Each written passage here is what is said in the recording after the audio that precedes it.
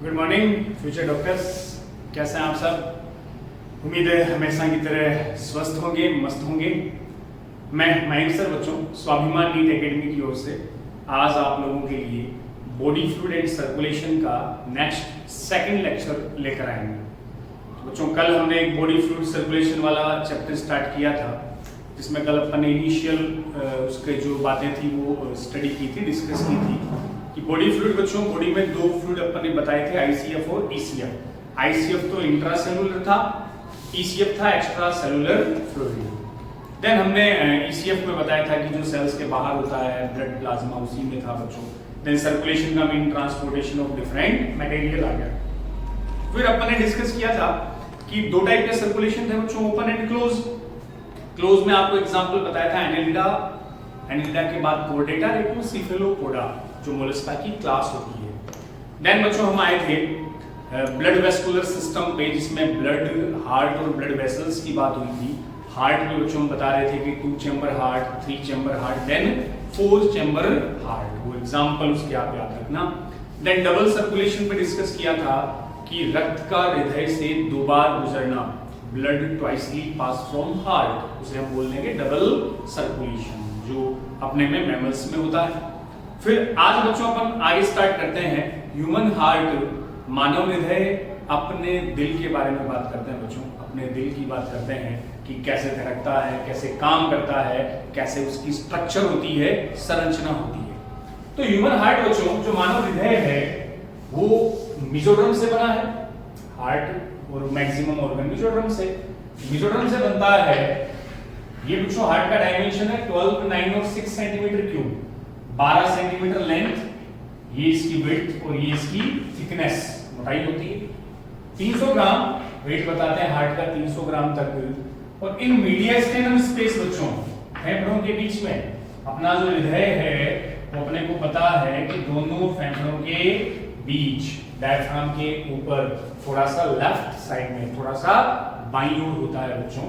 और इस स्पेस को बोलते हैं फुफ्फुसीय मध्यावकाश, फेफड़ों के बीच का अवकाश, मीडियस्टेनम स्पेस, थोड़ा सा लेफ्ट साइड में। क्लेंज्ड फिस्ट, बंद मुट्ठी के आकार का, बंद मुट्ठी का मीन बच्चों ऐसे त्रिकोणाकार होता है, ट्रायंगुलर, ऊपर से ब्रॉड बता सकते हैं, नीचे से थोड़ा नैरो होता है। अब जो हार्ट की कवरिंग है, हृदय के जो आवरण है, हृदय में मोस्टली बच्चों 3 कवरिंग होती है। सबसे बाहर वाला आवरण तो कहलाता है पेरिकार्डियम। पेरिकार्डियम को हिंदी में नाम दिया परिहृदयावरण। क्या लिखा बच्चों? परिहृदयावरण, हृदय के चारों ओर का आवरण। फिर एक लेयर आई बच्चों मायोकार्डियम, सबसे अंदर आती है एंडोकार्डियम। तो मैं छोटे से डायग्राम सिंपल से आपको बता देता हूं कि ये बाहर पेरिकार्डियम है, बीच में फिर ये मायोकार्डियम है, और सबसे अंदर बच्चों कौन सी है? एंडोकार्डियम। तो जो पेरिकार्डियम है इसमें फिर बच्चों डबल लेयर होती है। देखो ये सबसे जो बाहर की ओर है, इसको तो क्या नाम दिया? पैराइटल। 2 बड़ा था ना, पैराइटल और विसरल। हमेशा बाहर पैराइटल है और अंदर कौन सी लेयर है? Visceral. Parietal visceral is part of pericardium. इन दोनों के बीच में बच्चों, पैराइटल और विसरल के बीच में एक फ्लूइड आया, जिसे क्या कहा? पेरिकार्डियल फ्लूइड, परिहृदयावरणीय द्रव्य। जैसे लंग्स में याद करो, फेफड़ों में आपको बताया था अपन ने प्लूरल फ्लूइड, वैसे ही यहां कौन सा आया? Pericardial fluid. अब बच्चों इसके काम वही है जो प्लूरल फ्लूइड के थे, फ्रिक्शन को कम करता है। फ्रिक्शन का मतलब घर्षण कम करेगा, और साथ में प्रोटेक्ट फ्रॉम जर्क, बाह्य आघातों से सुरक्षा देता है, वही प्रोटेक्ट फ्रॉम एक्सटर्नल जर्क, और फ्रिक्शन को कम करता है। कौन? Pericardial fluid. फिर बच्चों मायोकार्डियम, मैंने स्टार लगाया, देखो मायोकार्डियम जो लेयर है। अब मायो वर्ड हमेशा किसके लिए यूज हुआ? मसल्स के लिए। तो ये सबसे थिकेस्ट, सबसे मोटा स्तर है हार्ट में, जो किसका बना है? Cardiac muscle. हार्ट में बच्चों कौन सी मसल आती है? कार्डियक मसल्स, हृदय पेशियां। इनकी विशेषता देखो बच्चों कि जो कार्डियक मसल्स है वो स्ट्रेटेड होती है। स्ट्रेटेड का मतलब रेखित होती है, इनमें धारियां होती हैं, इनमें लाइंस होती है। मूवमेंट लोकोमोशन वाले चैप्टर में बता देंगे आपको। मसल्स में दो होती है ना बच्चों, स्ट्रेटेड, नॉन स्ट्रेटेड, रेखित और अरेखित पेशियां। तो धारियां लाइंस होती है स्ट्रेटेड, और साथ में कैसी है, इनवॉलंटरी। इनवॉलंटरी बच्चों कौन सी हुई, अनैच्छिक। अनैच्छिक का मतलब हम हार्ट बीट को कंट्रोल नहीं कर सकते, इनवॉलंटरी अपने आप होता है। तो फिर से सबसे बाहर वाली कवरिंग पेरिकार्डियम, बीच में बच्चों मायोकार्डियम, सबसे अंदर एंडोकार्डियम, और कार्डिया वर्ड हमने बताया था हार्ट के लिए यूज करते हैं। अब पेरिकार्डियम में फिर डबल है पैराइटल और विसरल। मायोकार्डियम, मायो का मतलब ही कौन, मसल्स। हार्ट में कौन सी आती है बच्चों, कार्डियक मसल्स होती है अपने हार्ट में। नेक्स्ट, और जो फ्लूइड है पेरिकार्डियल परिधावनीय द्रव, वो फ्रिक्शन को कम करता है, घर्षण कम करेगा, बाह्य आघातों से सुरक्षा, प्रोटेक्ट फ्रॉम एक्सटर्नल सर्व। चलो नेक्स्ट आते हैं अपन हार्ट में आगे। ये तो एक तरह से बच्चों इसकी कवरिंग आ गई। हार्ट में जो ट्रिपल कवरिंग है, पेरिकार्डियम, मायोकार्डियम और एंडोकार्डियम। अब एक सिंपली इसका जैसे आउटर स्ट्रक्चर बच्चों बनाए, जैसे ह्यूमन हार्ट की अपन बात करें, ट्रायंगुलर शेप बता देते हैं बच्चों। ये इसमें ओरिकल एंड वेंट्रिकल होते हैं, Oracle and ventricle. Left right का बताया था, ये left Oracle, left ventricle, right Oracle और राइट वेंट्रिकल। यहां ये बच्चों जो वाल्व है, वाल्व से क्वेश्चन आया हुआ है, 2018 नीट में पूछा था। तो लेफ्ट ओरिकल लेफ्ट वेंट्रिकल के बीच में ये तो इंटर ओरिकुलर सेप्टम, अंतः आलिंद पट्ट, इसको बोलेंगे अंतर आलिंद पट्ट। आलिंद पट्ट है बच्चों, तो दोनों ओरिकल को, दोनों आलिंदों को पृथक रखेगा, मतलब अपने में ब्लड मिक्स नहीं होता। इसको बोलेंगे इंटर वेंट्रिकुलर सेप्टम, अंतर निलय पट्ट। ये निलयों को बच्चों सेपरेट करता है, दोनों निलयों को, और ये कंपैरेटिवली थिक होता है, थिक फाइब्रस, मतलब आलिंद पट्ट की तुलना में ये बच्चों थोड़ा सा मोटा होगा। बिकॉज ये भी ध्यान रखना कि जो वेंट्रिकल होते हैं ना बच्चों, निलय, निलय की जो साइज है वो ओरिकल या आलिंद से बड़े आकार के होते हैं। वेंट्रिकल हमेशा ओरिकल से बड़े होते हैं, और पोजीशन में ऊपर आलिंद और नीचे दो वेंट्रिकल। अब बच्चों ये वाली जो स्ट्रक्चर है, ये देखो, इसको क्या बोल दिया, ये जो बनाई अपन, ये ओरिकल और वेंट्रिकल के बीच है, आलिंद और निलय के बीच है, तो इसको बोल दो ओरिकुलर वेंट्रिकुलर सेप्टम, आलिंद निलय पट्ट, या इसी का एक नाम आता है कोरोनरी सल्कस, कोरोनरी विदर। कोरोनरी शब्द भी हार्ट के लिए यूज करते हैं, कार्डिया वर्ड भी हार्ट के लिए बच्चों यूज करते हैं। अब मैं वाल्व की बात बता दूं, तो जो राइट साइड में है वो तो कहलाता है ट्राइकस्पिड वाल्व, और बच्चों जो लेफ्ट साइड में है बाइकस्पिड, या इसी को बोलते हैं मिट्रल वाल्व, कपाट। तो ट्राइकस्पिड और बाइकस्पिड, ट्राइकस्पिड में कितने 3-4 या बच्चों कस्प मिलते हैं, उसमें 2 मिलते हैं। अब सुनो, सिंपली जो हार्ट की स्ट्रक्चर है, 2 अपर चेंबर, ऊपरी कक्ष तो बच्चों ओरिकल हो गए, राइट और लेफ्ट, ठीक वैसे ही 2 क्या आ गए, वेंट्रिकल आ गए। अब लेफ्ट साइड में आपको पता है प्योर ब्लड रहेगा, राइट में ब्लड बच्चों कैसा चलेगा, इम्प्योर। दोनों आलिंद को जो पृथक करता है वो तो अंतर आलिंद पट्ट, निलयों को वेंट्रिकल को जो सेपरेट करेगा वो बच्चों इंटर वेंट्रिकुलर सेप्टम। ये ओरिकल सेप्टम से थोड़ा थिक होता है, मोटा होता है। वेंट्रिकल की जो साइज है ओरिकल से बड़ी होती है बच्चों। अब देखो, ओरिकल और वेंट्रिकल के बीच, आलिंद और निलय के बीच भी एक पट्ट है, सेप्टा है, जिसे क्या बोल दिया, ओरिकुलर वेंट्रिकुलर सेप्टम, आलिंद निलय पट्ट। इसी का एक नाम और मैंने क्या लिखा, कोरोनरी सल्कस। सल्कस का मतलब खांच विदर, कोरोनरी भी बच्चों हार्ट को बोलते हैं। अब ये दोनों वाल्व देख लो, लेफ्ट ऐसे याद रखना, लेफ्ट हिंदी में बोलते हैं ना बायां, बाईं तरफ लेफ्ट होती है बच्चों, बाएं से याद रखियो कौन सा, बाइकस्पिड और मिट्रल वाल्व, जबकि राइट साइड में कौन सा है, ट्राइकस्पिड वाल्व। ट्राइकस्पिड में बच्चों से 3 फोल्ड होते हैं, 3 कस्प फोल्ड, और बाइकस्पिड में कितने, 2 फोल्ड। इसको तो त्रिवलनी कपाट बोलते हैं हिंदी में, 3 वलन है तो त्रिवलनी, उसको बच्चों द्विवलनी, इसमें 2 फोल्ड या कस्प होते हैं, बाइकस्पिड। तो जो ब्लड है, ब्लड ऑरिकल आलिंदों में आया, आलिंद से बच्चों रक्त किसमें जाएगा, नीलेयों में, किसके द्वारा जाएगा, इन वाल्व के द्वारा जाता है। और ध्यान रख लेना बच्चों, वाल्व जो होते हैं, कपाट जो होते हैं, वही यूनिडायरेक्शनल बैक फ्लो को रोकते हैं, ब्लड को ऑरिकल से वेंट्रिकल में आने देंगे लेकिन वापस जाने नहीं देते। क्लियर? चलो नेक्स्ट अपन हार्ट की डिटेल स्ट्रक्चर पे आते हैं बच्चों। जो हार्ट के चेंबर है, ऑरिकल और वेंट्रिकल, उनकी बात करते हैं। तो सबसे पहले मैं बात करता हूं बच्चों ऑरिकल की, आलिंद। ऑरिकल को हम बोलते हैं एट्रिया। सबसे पहले आलिंद, फिर अपन निलय पे बच्चों आते हैं। आलिंद की संरचना, अब ऑरिकल 2 है, दोनों में से बच्चों देखियो, जो राइट ऑरिकल है वो लेफ्ट ऑरिकल से बड़ा होता है। बड़ा क्यों होता है वो तो अभी अपन बता देंगे, समझ लेंगे। और ऑरिकल्स, आलिंदों का काम है बच्चों रक्त को ग्रहण करना। देख लो, कल बता रहे थे ना डबल सर्कुलेशन में दोनों आलिंदों में ब्लड आएगा और सिराएं वेन ब्लड लेकर आती है, तो ऑरिकल्स को बोलते हैं रिसीविंग चैम्बर, जो ब्लड को रिसीव करता है। कैसे? तो सीधे से डायग्राम से बच्चों पूरा एक्सप्लेन कर देता हूं।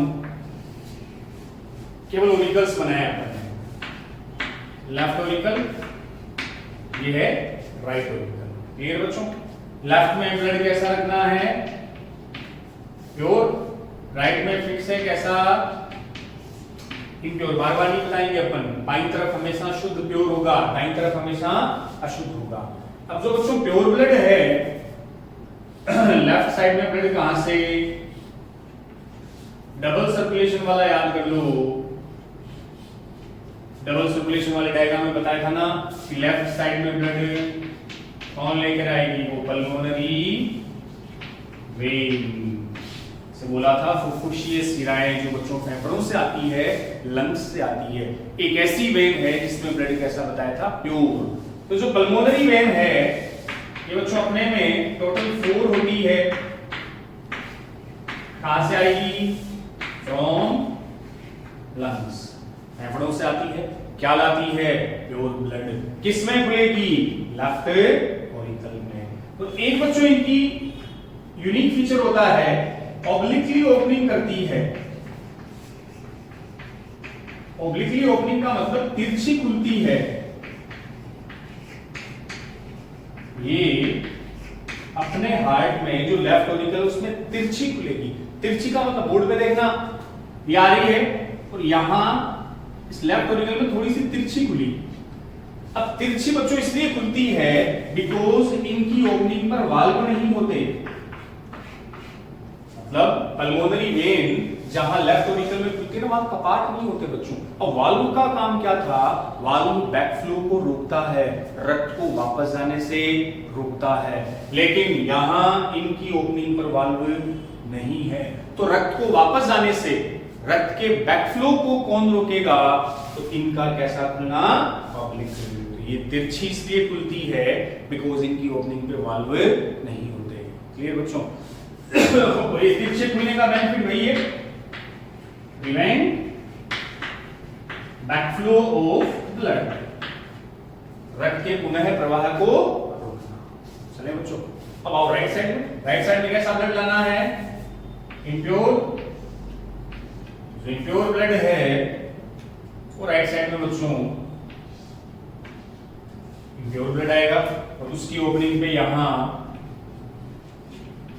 वाल्व होते हैं। इसको तो बोल देंगे अपन सुपीरियर वेना केवा, ये कहलाएगी इंफीरियर वेना। सुपीरियर का मतलब तो बच्चों अग्र या ऊर्ध्व महाशिरा, ये कहलाएगी पश्च महाशिरा। इसकी ओपनिंग पर तो यहां एक वाल्व होता है यूस्टेकियन वाल्व, इसकी ओपनिंग में बच्चों यहां मिलेगा हेवर्शियन वाल्व। क्या नाम लिखा है? हेवर्शियन कपाट।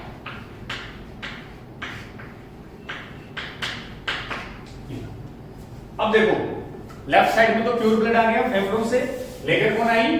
फुफ्फुसीय सीरा, पल्मोनरी वेन, जो टोटल कितनी है? 4। कहां से आई? फेफड़ों से आई। कैसे खुलती है? तिरछी खुलती है ताकि ब्लड के बैकफ्लो को रोक सके, बिकॉज इनकी ओपनिंग में बच्चों वाल्व नहीं होते। जो दायां पार्ट है हार्ट का, उसमें इम्प्योर अशुद्ध रक्त आता है शरीर के सभी भागों से बच्चों। पूरी बॉडी से जो इम्प्योर ब्लड है वो सारा का सारा कहां आएगा? राइट ओरिकल में, दाएं आलिंद में। अब देख लो हार्ट यहां है, वेंट्रल साइड, वेंट्रल में होता है ना अधर सतह पे, तो हार्ट के ऊपर से ब्रेन वगैरह से जो ब्लड आएगा इम्प्योर, वो तो कौन लाएगी?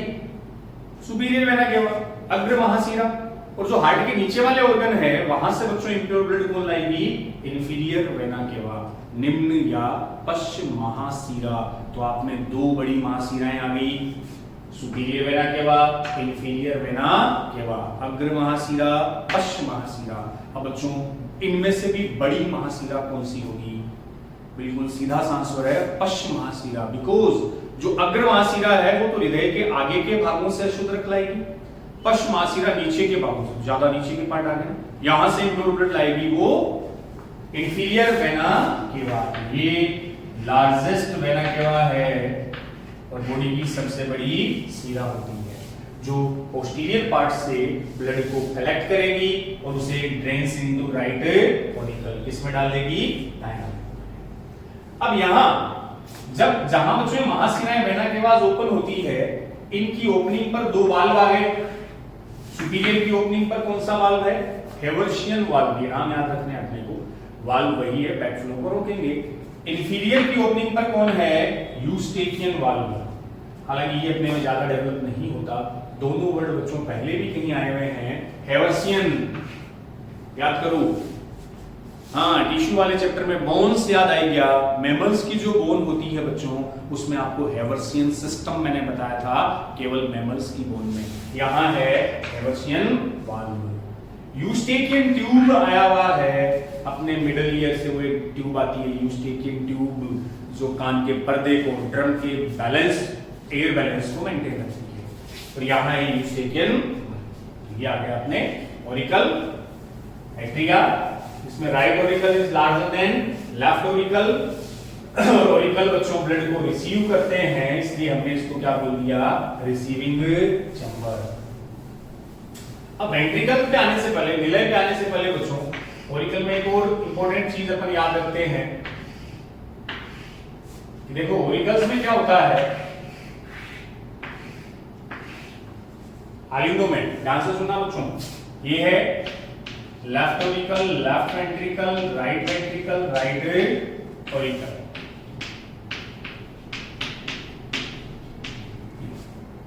अब एम्ब्रियोनिक स्टेज में क्या होता है ये देखिए, ये क्या है? इंटर ओरिकुलर सेप्टम, इंटर ओरिकुलर सेप्टम है ना, अंतरालीन पट। तो एम्ब्रियोनिक स्टेज में इस पट पर एक पोर होता है, छेद होता है यहां। तो जब हम भ्रूणावस्था में होते हैं बच्चों, कब? एम्ब्रियोनिक स्टेज, एम्ब्रियो का मतलब हो गया भ्रूणावस्था में। भ्रूणावस्था में क्या होगा? एम्ब्रियोनिक स्टेज में वहां क्या प्रेजेंट रहेगा? पोर होता है। अब वो पोर से क्या रहा? पोर से इंटर ओरिकुलर सेप्टम अपन समझ गए। अब देखियो एम्ब्रियोनिक स्टेज में क्या? एम्ब्रियोनिक स्टेज में ओरिकल के बीच में एक पोर है और बर्थ के बाद वो पोर बच्चों ब्लॉक हो जाता है। ऐसे ध्यान से सुनना, भ्रूणावस्था में एम्ब्रियोनिक का मतलब हुआ कब? भ्रूणावस्था में। ये जो पोर है इसे नाम देते हैं फोरामेन ओवेलिस। पोर बच्चों क्या कहलाया? Foramen ovalis. फोरामेन का मतलब ही पोर होता है, रंध्र होता है। इस फोरामेन की वजह से बच्चों राइट और लेफ्ट ऑरिकल में ब्लड मिक्स हो जाता है, मतलब शुद्ध और अशुद्ध, प्योर और इम्प्योर ब्लड क्या हो जाता है? मिक्स हो जाता है। लेकिन जन्म के टाइम, जन्म के समय अब ये जो पोर है बच्चों ब्लॉक हो जाएगा, उसकी जगह कैविटी बन जाएगी, दैट्स कॉल्ड फोसा ओवेलिस। तो क्या बोल दिया जाएगा? Fossa ovalis. तो ये फोसा ओवेलिस बच्चों राइट ऑरिकल में होता है।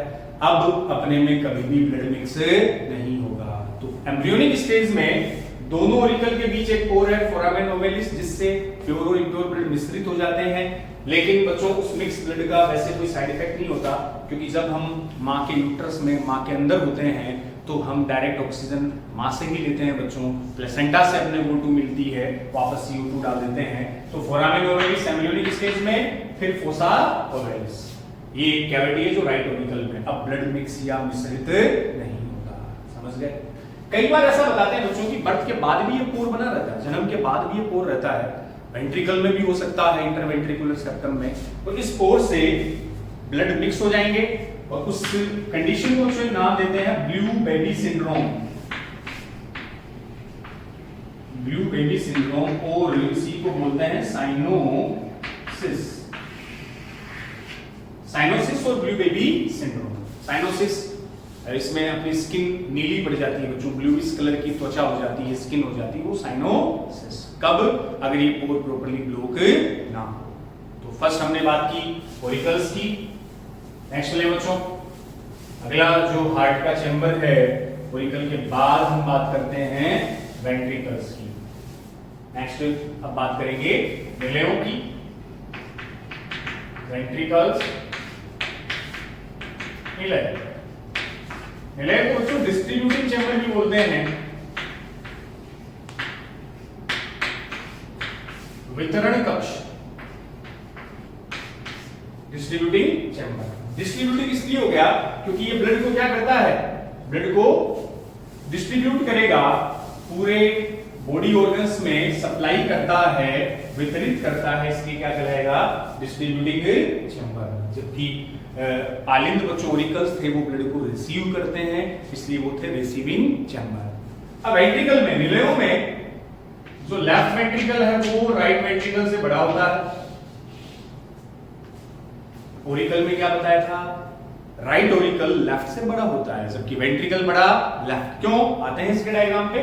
तो वेंट्रिकल का काम ब्लड को वितरित करना, पूरे ऑर्गन्स तक डिस्ट्रीब्यूट करना। अब बच्चों वेंट्रिकल में देखो, फिर एक डायग्राम से समझा दूं मैं आपको। केवल वेंट्रिकल्स बना रहे हैं, ऑरिकल्स आपको बताए थे।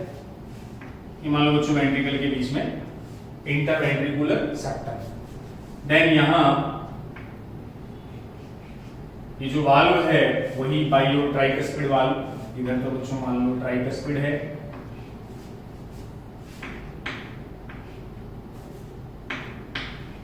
ये बाइकस्पिड मान लो। एक साइड से ये, तो दूसरी साइड से जो प्योर ब्लड है,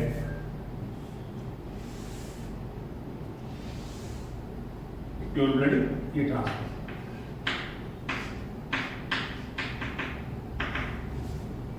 और एम्ब्रियोनिक स्टेज में यहां भी डक्ट होती है, ये तो इनकी वॉल पे, वॉल ऑफ वेंट्रिकल है,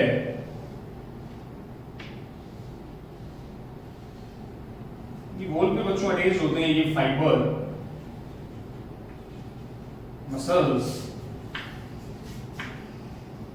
ऐसे इनको अलग से अपन बता देंगे। ये तो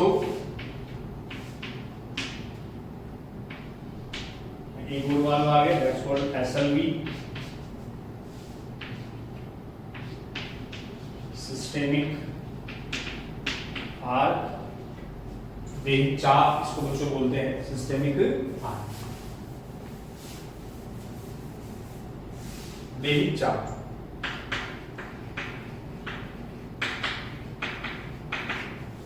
सिस्टेमिक आर्क और देही चाप। यहां से बच्चों ब्लड जाएगा dorsal aorta, different body organs. Pure blood transfer to ये। तो बच्चों यहां जो है ये है पल्मोनरी आर्टरी, इससे प्योर ब्लड चला जाएगा फेफड़ों के पास। पल्मोनरी आर्टरी अपने पास दो होती है, लिगामेंटम आर्टेरियोसस, लिगामेंटम आर्टेरियोसस ये वाली स्ट्रक्चर, ये left ventricle right ventricle. SLV बच्चों इसको बोला सेमी लूनर वाल्व, अर्ध चंद्राकार कपाट, क्या कहलाए? सेमीलूनर वाल्व, अर्ध चंद्राकार कपाट, जो नंबर में बच्चों होते हैं 2। अब इधर ये प्योर ब्लड है, इसको पल्मोनरी ट्रंक बोलते हैं। ये सिस्टेमिक आर्क एक चाप फिर डोर्सल होता है। और बच्चों जो लेफ्ट वेंट्रिकल है इसकी वॉल भी, ये भी इसमें क्या होता है, इसकी थिकेस्ट वॉल होती है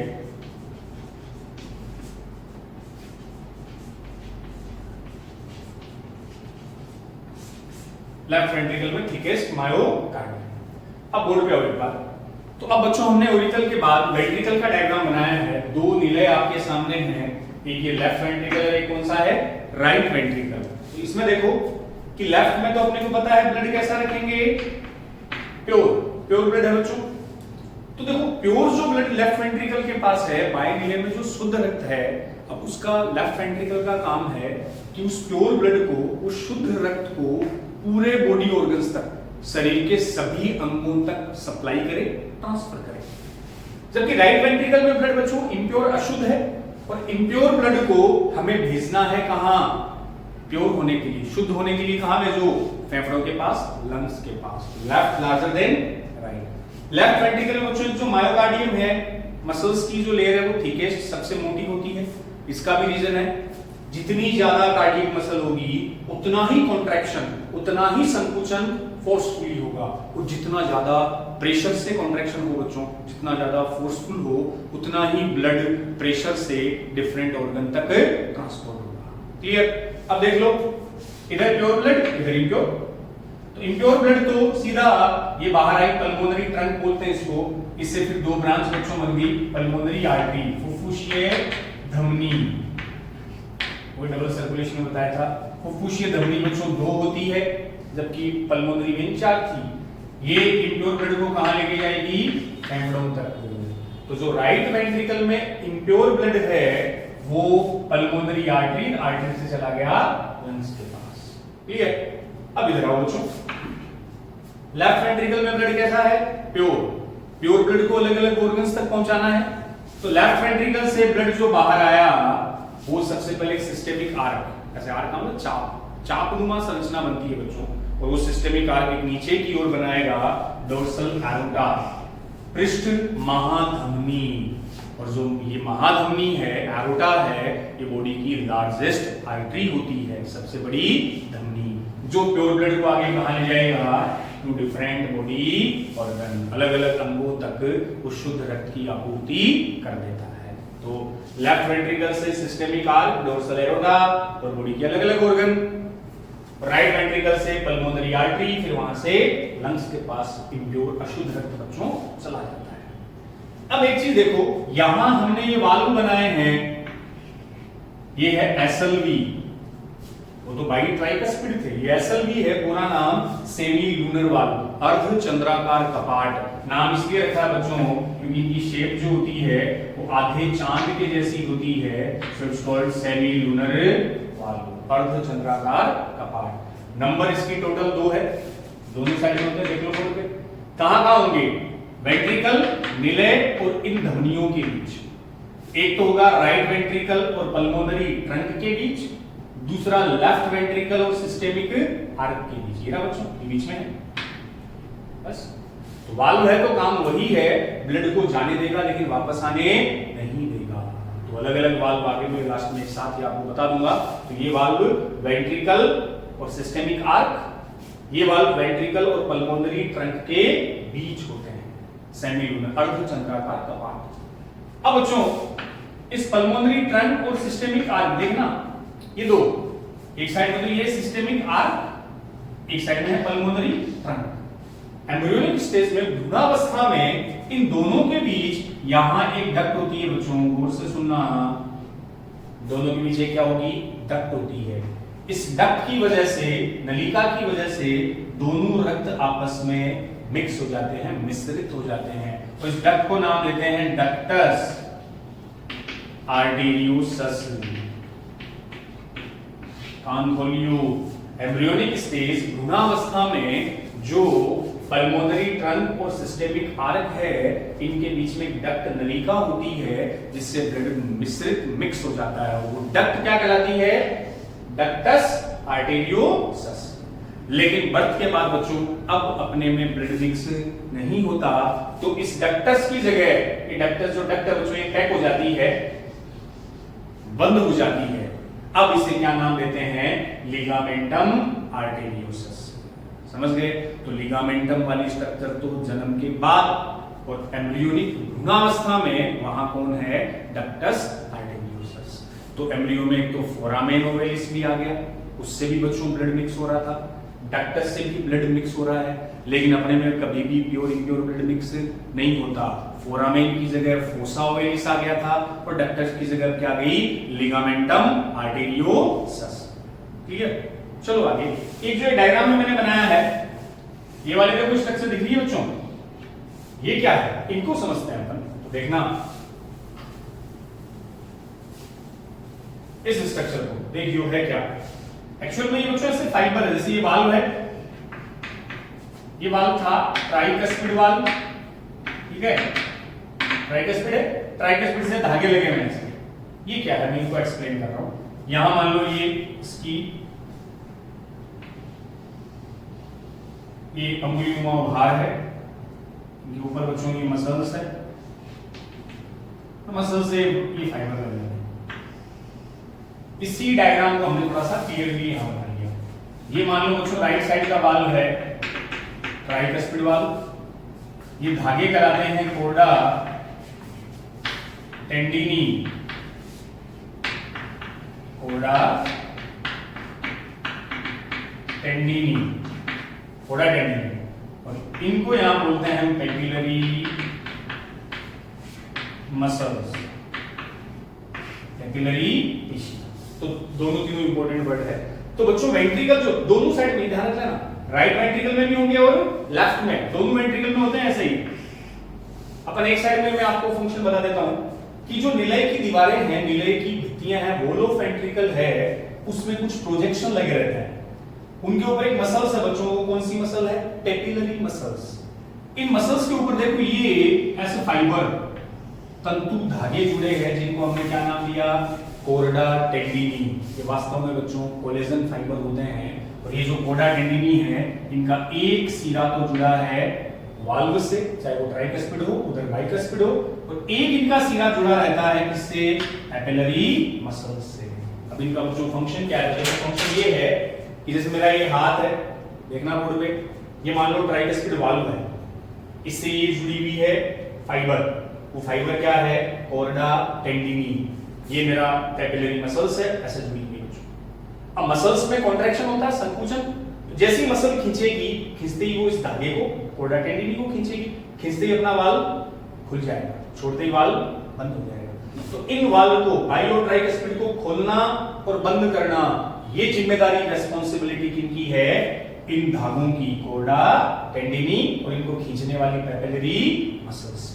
तो जो इंपॉर्टेंट फंक्शन आता है कि बाइकस्पिड एंड ट्राइकस्पिड वाल्व की ओपनिंग और क्लोजिंग, उनका खुलना और बंद होना किस पे डिपेंड करता है, तो उसका आंसर बच्चों कोर्डा टेंडिनी और पेपिलरी मसल्स।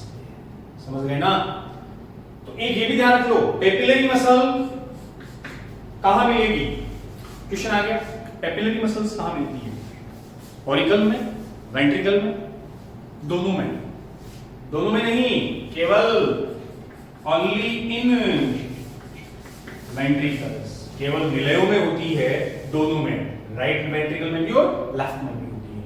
अगर आपसे पूछे कार्डियक मसल्स कहां होती है, हृदय पेशियां, तब आप बोल सकते हो पूरे हार्ट में, ऑरिकल में भी होगी, वेंट्रिकल में भी। बट बच्चों पैपिलरी मसल्स केवल और केवल वेंट्रिकल, जो कोडा टेंडिनी को खींचेगी छोड़ेगी तो वाल्व की ओपनिंग और क्लोजिंग को कंट्रोल करती है।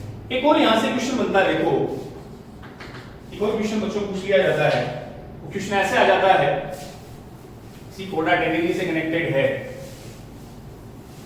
अब कोडा टेंडिनी का फंक्शन तो आपके पल्ले पड़ ही गया कि भाई ये वाल्व के ओपनिंग क्लोजिंग, वाल्व के खुलने और बंद होने को कंट्रोल करता है। क्वेश्चन ये दे दिया कि मान लो लेफ्ट वेंट्रिकल के कोडा टेंडिनी डैमेज हो जाए, कि बाएं विलय के कोडा टेंडिनी क्षतिग्रस्त हो गए या इनएक्टिव हो गए। इफ कोडा tendineae of left ventricle get damage then what will happen. अब आपको बोला है कि लेफ्ट वेंट्रिकल के कोडा टेंडिनी डैमेज हो गए तो क्या होगा, सिंपल सी बात है, लेफ्ट के डैमेज हो रहे हैं तो लेफ्ट साइड में कौन सा वाल्व था, बाइकस्पिड बच्चों प्रॉपर्ली क्लोज नहीं होगा, क्लोज नहीं होगा तो उसका इफेक्ट क्या पड़ेगा, ऑरिकल है। तो जब वेंट्रिकल कॉन्ट्रैक्ट होंगे, नीले पिचकेंगे, कॉन्ट्रैक्ट होंगे, तो वेंट्रिकल कॉन्ट्रैक्ट होते ही बच्चों ब्लड कहां जाएगा, तो सीधी सी बात है, जब वेंट्रिकल कॉन्ट्रैक्ट होंगे तो लेफ्ट वेंट्रिकल से तो ब्लड जाएगा बॉडी ऑर्गन्स तक, राइट वेंट्रिकल से ब्लड जाएगा फेफड़ों तक। ये तो है। अरे वेंट्रिकल से ब्लड वापस ऑरिकल में आएगा क्या, नहीं आएगा, बिकॉज जब वेंट्रिकल कॉन्ट्रैक्ट होते हैं तो बाई और ट्राइकस्पिड वाल्व बंद हो जाएंगे और वाल्व को बैक फ्लो को रोकते हैं, उन्हें रक्त को जाने से रोकते हैं। लेकिन अगर कोडा टेंडिनी डैमेज हो जाए तो बच्चों वाल्व प्रॉपर्ली क्लोज नहीं होगा, और जब वाल्व पूर्णतया बंद नहीं हुआ तो सुनो, लेफ्ट वेंट्रिकल से कुछ ब्लड, लेफ्ट वेंट्रिकल से ब्लड वापस किस में जा सकता है, ऑरिकल में। समझ गए। तो अगर वाल्व प्रॉपर्ली क्लोज ना हो तो ब्लड वेंट्रिकल से वापस बैकफ्लो हो सकता है ओरिकल्स में।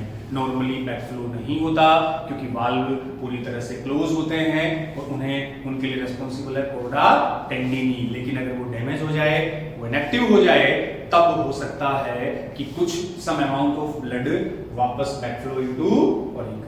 और बच्चों जब कुछ ब्लड ओरिकल में चला जाएगा तो इन आर्टरी में जाने वाले ब्लड की अमाउंट कम हो जाएगी। क्लियर। तो लेफ्ट साइड का अगर कोडा टेंडिनी डैमेज करते हो तो एरोटा में ब्लड का फ्लो कम हो जाएगा। और अगर आपसे बोल दे राइट साइड के कोडा टेंडिनी क्षतिग्रस्त हो जाए तो पल्मोनरी आर्टरी में जाने वाले ब्लड की अमाउंट कम हो जाएगी, क्योंकि सम अमाउंट ऑफ ब्लड फिर से ट्रांसपोर्ट टू बैकफ्लो किस में हो जाएगा, ऑरिकल्स में। इंपॉर्टेंट चीज है, समझ गए। चलें आगे। तो हमने बात कर ली किसकी, ऑरिकल्स की बात हो गई और वेंट्रिकल्स की। ये बच्चों आ गए एक तरह से हार्ट की स्ट्रक्चर हो गई, चैम्बर ऑफ हार्ट हो गए। नेक्स्ट अपन बात करते हैं, इसी का एक छोटा सा पॉइंट आता है कोरोनरी सर्कुलेशन। कोरोनरी सर्कुलेशन, ये जो कोरोनरी वर्ड है ना बच्चों, मैं अभी कह ही रहा था ना आपको कि चाहे कार्डिया आ जाओ चाहे कोरोनरी आ जाओ, दोनों वर्ड हम किसके लिए यूज करते हैं, हार्ट के लिए यूज करते हैं। तो कोरोनरी सर्कुलेशन जो होगा वो स्पेसिफिक और स्पेशली कोरोनरी सर्कुलेशन वो है जो केवल हार्ट को ब्लड सप्लाई करेगा। भी हार्ट तो सारे ऑर्गन तक ब्लड सप्लाई करता है, खुद हार्ट को, हार्ट की मसल्स को, हार्ट की सेल्स को भी तो ब्लड, उनको भी तो ऑक्सीजन चाहिए, उनको भी तो न्यूट्रिशन चाहिए बच्चों। तो केवल हार्ट को जो ब्लड सप्लाई होती है स्पेशली हार्ट के लिए, उसे हम बोलते हैं कोरोनरी सर्कुलेशन, कोरोनरी परिसंचरण। तो कोरोनरी टर्म भी आप किसके लिए यूज करोगे, हार्ट के लिए। तो इसमें ये बच्चों ब्लड सप्लाई टू और blood circulation to heart. Coronary actual में हृदय को रक्त आपूर्ति करता है, केवल हार्ट से कनेक्टेड होता है। अब सीधी सी बात है, इसमें वही इसकी दो ब्रांच मान लेते हैं, एक तो कोरोनरी आर्टरी, एक बच्चों कोरोनरी वेन और साइनस। कोरोनरी आर्टरी और कोरोनरी वेन। अब बात जहां आर्टरी की बोलता हूं मैं, जहां धमनी बोलता हूं, तो आर्टरी बोलते ही कैसा ब्लड दिमाग में आता है, प्योर ब्लड। फिक्स है, वो पल्मोनरी आर्टरी को तो एक्सेप्शन है, अपवाद है। वैसे आर्टरी में ब्लड प्योर और वेन में इम्प्योर। तो कोरोनरी आर्टरी जो होगी वो सप्लाई करेगी क्या बच्चों, supply pure blood to heart. तो हृदय की पेशियां, हृदय की सेल्स को शुद्ध रक्त की आपूर्ति करने वाली कौन है? Coronary artery. और ठीक वैसे ही हार्ट ने O2 लेकर CO2 दे दी, CO2 वाला इम्प्योर ब्लड हो गया। तो हार्ट से इम्प्योर ब्लड कलेक्ट कौन करेगा? कोरोनरी वेन या साइनस। तो ये collect impure blood from heart. Artery की बात आती समझ जाना, उसमें प्योर ब्लड है। तो कोरोनरी आर्टरी बच्चों स्पेशली वो है जो हार्ट की मसल्स को प्योर ब्लड की सप्लाई करता है, और कोरोनरी वेन या साइनस वो है जो हार्ट की सेल से इम्प्योर ब्लड कलेक्ट करेगा और उसे किस में डालेगा? ये बताओ देखिए। हार्ट से, ये अपना हार्ट है, left auricle, right auricle, left ventricle, right ventricle. तो हार्ट से बच्चों, हृदय से इम्प्योर ब्लड कलेक्ट किया, अशुद्ध रक्त ग्रहण किया और उसे हार्ट के ही कौन से चैम्बर में डाला जाएगा? अरे ज्यादा सोचना क्या है, इम्प्योर ब्लड हमेशा अशुद्ध रक्त हार्ट के कौन से चैम्बर में आएगा? तो सीधा सांस हो जाएगा राइट ऑरिकल। तो सुनो, राइट ऑरिकल में तीन, एक तो अभी बताई थी सुपीरियर वेना केवा, एक बच्चों खुली थी ये तो मान लो superior vena cava, inferior vena cava, दोनों इम्प्योर ब्लड लाके हार्ट में डाल रही थी। तीसरी कौन है? कोरोनरी साइनस, वो भी हार्ट की सेल से इम्प्योर ब्लड लाएगी और इम्प्योर ब्लड लाके कहां डाल देगी? बोलो, राइट ऑरिकल। तो इम्प्योर ब्लड हमेशा आएगा दाएं आलिंद में, और ये कौन है? Coronary sinus. समझ गए? तो राइट ऑरिकल में तीन ओपनिंग है, superior vena cava, inferior vena केवा, कोरोनरी साइनस। सुपीरियर कहां से इम्प्योर ब्लड ला रही है? बॉडी के एंटीरियर पार्ट से। इंफीरियर बच्चों बॉडी के लोअर पार्ट से। कोरोनरी साइनस हार्ट से। अब यहां वाल्व भी दिखाए थे, यहां कौन सा वाल्व था? हेवर्सियन, यहां यूस्टेकियन। तीसरा वाल्व एक और आ रहा है, ये वाला।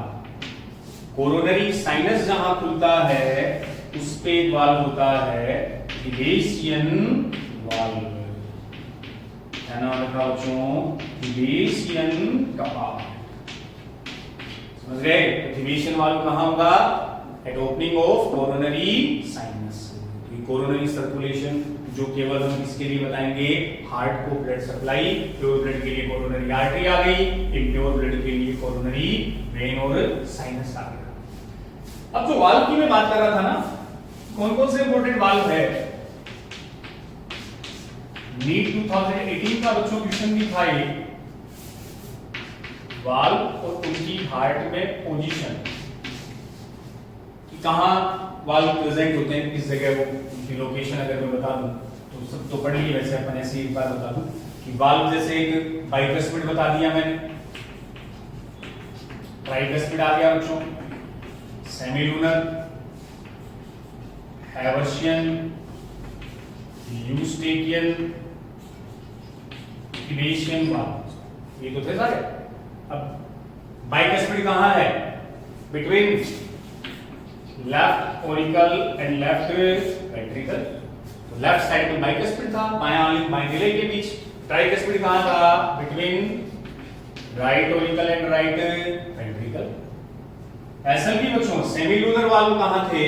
वो वेंट्रिकल और एक तरफ पल्मोनरी ट्रंक, एक तरफ सिस्टेमिक आर्क के बीच। हेवर्शियन वाल्व ये रहा, सुपीरियर वेना केवा की ओपनिंग पर हेवर्शियन था, इंफीरियर की ओपनिंग पर यूस्टेकियन था, और कोरोनरी साइनस जहां खुलेगा वहां कौन सा वाल्व है? थिबेशियन वाल्व। अब जो बाइको ट्राइकस्पिड वाल्व बच्चों, इनके लिए एक वर्ड यूज कर सकते हैं, ओरिकुलो वेंट्रिकुलर वाल्व। इनको हम आलिंद निलय कपाट भी बोल सकते हैं, ओरिकुलो वेंट्रिकुलर वाल्व। क्यों बोल सकते हैं? बिकॉज ये जो बाइको ट्राइकस्पिड है वो किसके बीच होंगे? ओरिकल और वेंट्रिकल के बीच। सो ओरिकुलर वेंट्रिकुलर वाल्व भी कहलाते हैं। वो कौन से हैं? By and tricuspid valve. ये बच्चों अपने ह्यूमन हार्ट की स्ट्रक्चर, उसमें मोस्टली तो यही इसके वाल्व से रिलेटेड क्वेश्चन बन सकता है।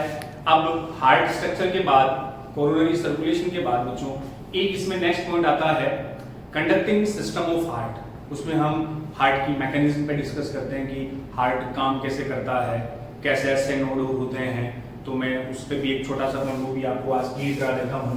नेक्स्ट मैं निकाल रहा हूँ कंडक्टिंग सिस्टम ऑफ हार्ट। ऐसे नोड से रिलेटेड बच्चों हृदय का चालन तंत्र, अपने हिंदी की एनसीईआरटी में वर्ड दे रखा है कंडक्टिंग सिस्टम ऑफ हार्ट।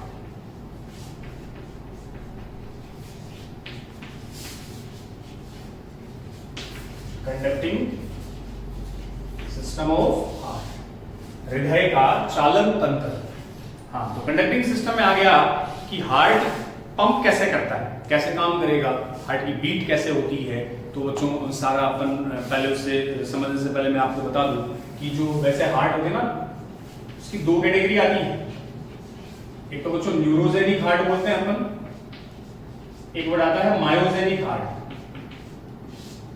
ये दो वर्ड समझते हैं, फिर उस कंडक्टिंग सिस्टम पे आते हैं, हृदय के चालन तंत्र पे आते हैं। तो न्यूरोजेनिक नाम से बच्चों है, न्यूरो का मतलब ऐसा हार्ट, न्यूरॉन्स, और मायो वर्ड हमेशा फॉर मसल्स। तो न्यूरो में तो ऐसा हार्ट जहां हार्ट बीट धड़कने, हृदय की धड़कने को स्टार्ट कौन करेगा, न्यूरॉन करता है। जहां हार्ट बीट न्यूरॉन से स्टार्ट होती है वो न्यूरोजेनिक। और मायोजेनिक में बच्चों हार्ट बीट को स्टार्ट करने के लिए जिम्मेदार कौन, मसल्स।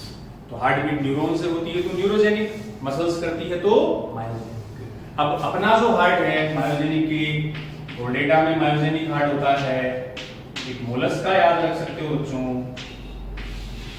इन दो फाइलम में कोर्डेट और मोलस्का में मायोजेनिक हार्ट है। 1 साल पहले फिर नीट का क्वेश्चन आया था, फ्रूट के बारे में बच्चों पूछा था।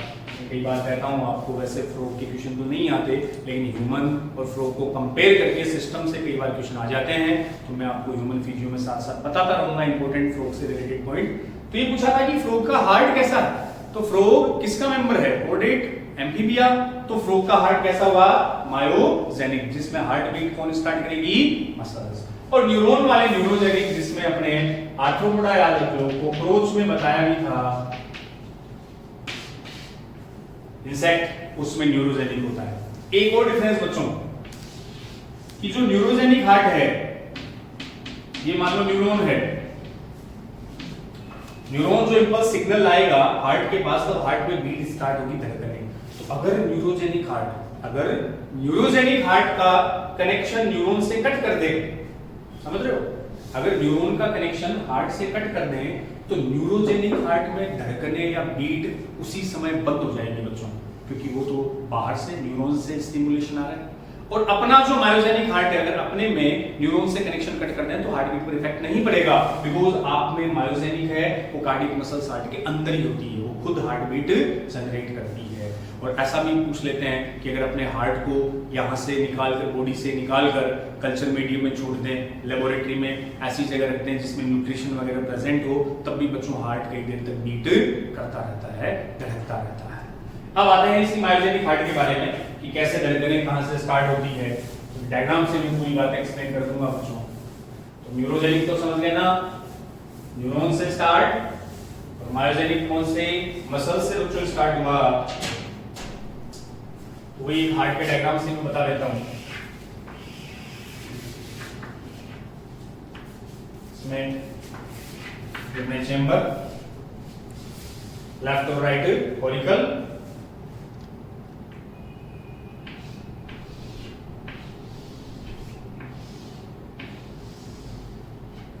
इसमें लेफ्ट और राइट कोरिकल। ये डायग्राम आप देख लो।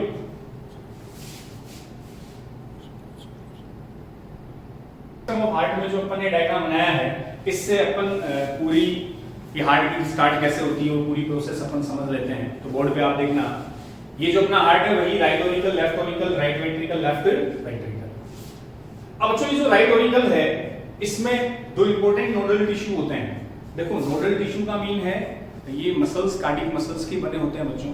पूरे हार्ट में कार्डियक मसल्स होती है और वही मसल्स हार्ट बीट को स्टार्ट करती है, जनरेट करती है, इसलिए आपका हार्ट मायोजेनिक होता है। उन नोडल टिश्यू में एक तो होता है एसए नोड, एक होता है एबी नोड। अब दो बोर्ड पे हुआ, तो सबसे पहले बच्चों ये जो येलो कलर में दिखा है, ये पैचेस द बास आपने को दिख रहा ना, ये राइट ओरिकल में, ये है एस ए नोड, इंपॉर्टेंट, इसको अलग से भी थोड़ा पढ़ेंगे अभी अपन। साइनोएट्रियल नोड, सीरा आलिंग पर्व भी बोलते हैं इसको, साइनोएट्रियल नोड। ये वो इंपॉर्टेंट बच्चों पेस नोडल टिश्यू है, ऐसे नोड जो खुद हार्ट बीट के लिए इंपल्स जनरेट करेगा, ये खुद धड़कनें स्टार्ट करता है। अब ऐसे नोड से जो भी आगे इंपल्स जनरेट हुए, वो देखो बच्चों ऐसे नोड से एक और नोड के पास आएंगे, और ये कौन सा है, AV node, auriculo ventricular node, आलिंद निलय नोड। ये भी कहां प्रेजेंट है, राइट ऑरिकल, दाएं आलिंद में। तो दोनों स्ट्रक्चर कौन कौन सी, ऐसे नोड और एवी नोड, दोनों कहां, राइट ऑरिकल में। ऐसे नोड से एवी नोड तक जो इंपल्स आएंगे बच्चों को लेकर आएगा इंटरनोडल पाथ, ये मार्ग है इंटरनोडल मार्ग। अब एवी नोड से आगे गए, ऑरिकल से किस में गए, निलय वेंट्रिकल में जाएंगे। उस स्ट्रक्चर को बोलते हैं बंडल ऑफ हिज, हिज का बंडल, और इसी का दूसरा नाम है AV bundle, auriculo ventricular bundle, आलिंद निलय बंडल। अब बोर्ड में बच्चों गौर से देखना, ये जो हिज का बंडल, बंडल ऑफ हिज है, ये वेंट्रिकल में एंटर करके दो ब्रांच में डिवाइड हो जाएगा, डिवाइडेड इनटू ब्रांचेस, दो ब्रांच आ गई ऐसे, एक ब्रांच ये, एक ये। और ये जो ब्रांचेज है बच्चों, ये जो शाखाएं हैं, ये अपनी ओर की वेंट्रिकल में एंटर कर जाएगी। तो बंडल ऑफ हिज से दो ब्रांच आई और दोनों अपने ओर के वेंट्रिकल में एंटर घुस गई। अब इनको बोलते हैं परकिंजे फाइबर, पुरकिंजे तंतु, जो कहां मिलेंगे, इन वॉल ऑफ वेंट्रिकल, निलयों की भित्तियों में। और इनमें बच्चों सबसे फास्टेस्ट कंडक्शन होता है, सबसे तीव्र संचरण होता है। तो हमने क्या कहा, सबसे पहले हार्ट बीट के लिए आ गए इंपल्स, कहां जनरेट हुए, ऐसे नोड, ऐसे नोड से कहां है, एवी नोड, और ऐसे नोड एवी नोड दोनों कहां है, राइट ऑरिकल में। एवी नोड से बच्चों को आया बंडल ऑफ हिज, हिज का बंडल, जिससे दो ब्रांच निकली, दो शाखाएं निकली, और दोनों ब्रांच अपने ओर के वेंट्रिकल में एंटर कर गई। और उन ब्रांचेस को बोलते हैं, दो specific branches called Purkinje fiber. Purkinje fiber found in wall of ventricle, निलय की भित्तियों में होती है, जहां फास्टेस्ट कंडक्शन होता है। क्लियर। अब देख लो बच्चों, दो नोडल टिश्यू है जो कार्डियक मसल्स के बने हैं, ऐसे नोड और दूसरा एवी नोड। और जिस पाथ से कंडक्शन होता है, जिस मार्ग से होता है, वो देख लो सबसे पहले कहां आ रहा है, ऐसे नोड, ऐसे नोड से किसके पास आया, एवी नोड, एवी नोड से एवी बंडल, एवी बंडल से परकिंजे फाइबर, इस पाथ, इस मार्ग से वो चलता है। अब एक यहां देखना बच्चों, एनसीईआरटी में क्या देखा है, बाकी वैसे तो जो बंडल ऑफ हिज है, हिज का बंडल वो एक्चुअल में एवी बंडल का ही दूसरा नाम है, बट एनसीईआरटी में थोड़ा अलग से बता रखा है। एनसीईआरटी में बच्चों ये बता रखा है कि जो बंडल ऑफ हिज है, जो हिज का बंडल, हिज साइंटिस्ट के नेम पर है, वो हिज का बंडल एक्चुअल में two branches of AV bundle, वो एवी बंडल की दो ब्रांच, ये वाली दोनों branches of AV bundle plus Purkinje fibre, इनको मिलाकर के बोलते हैं बंडल ऑफ हिज। तो एनसीईआरटी में बंडल ऑफ हिज किसको बता रखा है, two branches of AV bundle, AV bundle की दोनों शाखाएं, और साथ में कौन, परकिंजे फाइबर, ये एनसीईआरटी में ऐसे बता रखा है। बाकी जो बंडल ऑफ हिज है वो एवी बंडल का ही अनदर नेम होता है। ये बच्चों आ गया, SA node, AV node, AV node का एक नाम और मैंने पेस सेटर लिखा है, देखो ये यूज होगा। ऐसे नोड को बोलते हैं पेस मेकर, ये कहलाता है पेस सेटर, जो पर मिनट 40 to 60 पल्स जनरेट करता है, आवेग उत्पन्न करता है 40 से 60 पर मिनट। लास्ट में थोड़ा सा ऐसे नोड के बारे में बता दूं आपको, ये अपना कंडक्शन सिस्टम ऑफ हार्ट बच्चों कंप्लीट, इसी डायग्राम से आप इजी वे में समझ जाओगे, आसानी से अपने को पल्ले पड़ जाएगा। जो मेन इसमें नोड है वो बच्चों ऐसे नोड, ये वाला, उसके कुछ फीचर मैं आपको बता रहा हूं। तो ऐसे नोड में सबसे पहले कहां है, in upper corner of right auricle, देख लो डायग्राम, ऐसे नोड कहां दिख रहा है आपको, राइट ऑरिकल में भी ऊपर, राइट कॉर्नर, दाईं साइड में, राइट ऑरिकल के भी राइट कॉर्नर में, और right upper corner of right auricle. जबकि एवी नोड भी बच्चों है तो राइट ऑरिकल में, लेकिन उसके लोअर नीचे की ओर है, जबकि वो अपर राइट कॉर्नर में होता है। ऐसे नोड को आल्सो कॉल्ड पेस मेकर भी बोलते हैं बच्चों, गति निर्धारक, ये हार्ट की पेस को निर्धारित करता है, गति को निर्धारित करता है, हार्ट बीट को, जो भी आपकी धड़कनें हम बोलते हैं ना 1 मिनट में हार्ट 72 टाइम्स बीट करता है, उसे स्टार्ट करने वाला पेस मेकर है। तो ये है पेस सेटर, उस पेस को सेट करता है, आवश्यकता के अकॉर्डिंग चेंज कर सकता है। लेकिन पेस मेकर बच्चों गति निर्धारक का आपका ऐसे नोड, इसी का एक नेम और है also called brain of heart, इसी को बोलते हैं heart of heart. Another name बच्चों इसके पेस मेकर तो कहलाता ही है, ये हृदय का मस्तिष्क भी है, brain of heart, because brain की तरह हार्ट बीट को कंट्रोल करेगा, और हार्ट ऑफ हार्ट भी कहलाता है। ऐसे नोड सी को ऑटो एक्साइटेबल होता है बच्चों स्व उत्तेजनशील,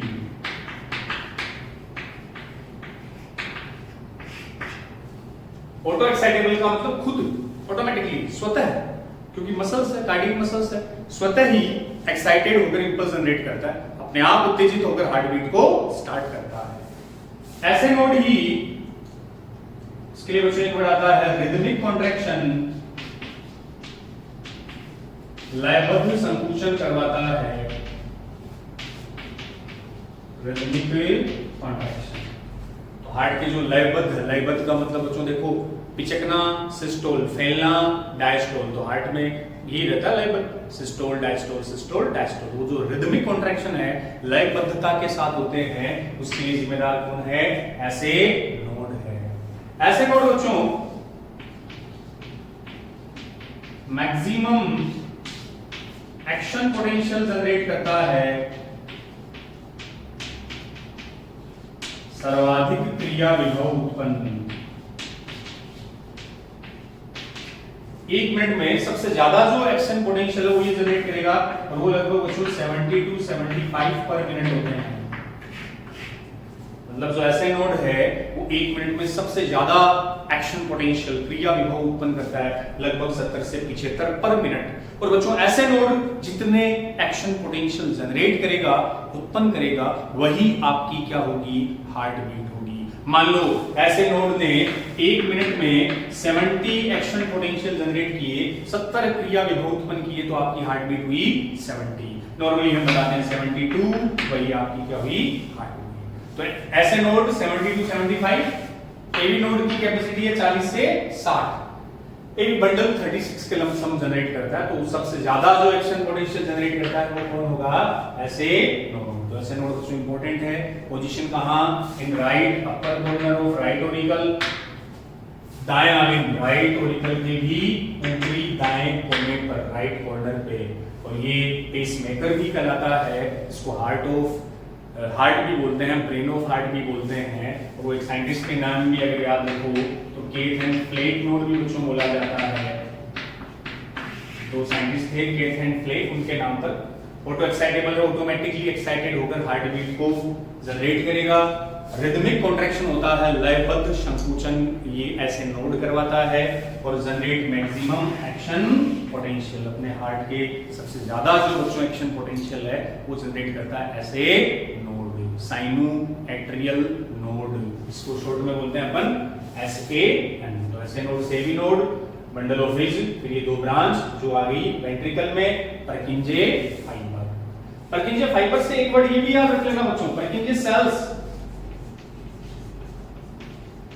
मिलता जुलता वर्ड आता है, बता देता हूं। नहीं, परकिंजे फाइबर पूछते हैं तब तो हार्ट के वेंट्रिकल में होते हैं, क्लियर है। परकिंजे सेल्स बच्चों पूछती तो ये अपने ब्रेन में होती है। ब्रेन का एक पार्ट है सेरिबेलम, अनुमस्तिष्क।